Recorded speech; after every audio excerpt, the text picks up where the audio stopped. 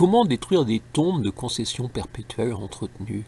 Oui, vous ne vous êtes jamais posé cette question, mais visiblement certains se la posent et ont trouvé la technique. Demander le papier du titre de concession aux descendants, un titre donc d'une centaine d'années. Naturellement, les familles avaient confiance et c'était écrit à la mairie. Si un papier a existé, ce n'était qu'un modeste reçu. Les secrétaires de mairie n'étaient pas informatisés. D'ailleurs, le plus souvent, le maire se chargeait de l'ensemble du travail. Ces concessions ont été achetées fin 19e, début 20e siècle. Est-ce le comble du cynisme, de la malhonnêteté, ce genre de procédure? Ça se passe ainsi dans ma commune dite nouvelle pour les territoires conquis par Montcuq. Car dans la tête de ces gens qui écrivent commune de Montcuq et non commune de Montcuq en Quercy-Blanc, les mots semblent signifier cette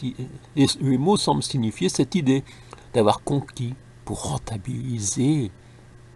Officiellement, selon le prestataire chargé de la gestion de ce dossier, c'était la fosse commune pour toutes et tous à cette époque.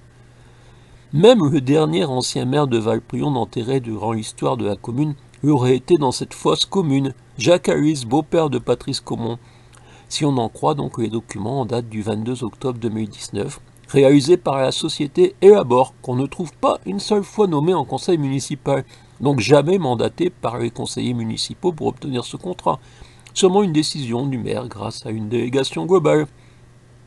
Mais si le conseil municipal a basé sa décision sur les documents du 22 octobre 2019, ceux affichés ont été retouchés. Car quand même la famille Harris Caumont ne pouvait figurer dans la liste. C'est cela l'égalité entre les élus et les administrés dans notre commune nouvelle. Je témoigne par un bouquin, les vieux morts doivent laisser la place aux jeunes chez les conquis de Montcuq. Sous-titré, sauf les ancêtres des notables, ça va de soi.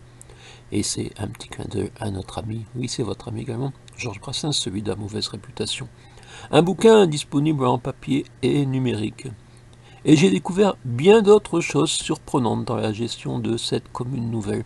Ce qui fait que ce bouquin a quand même 156 pages, alors que je pensais y consacrer 2 mois de travail.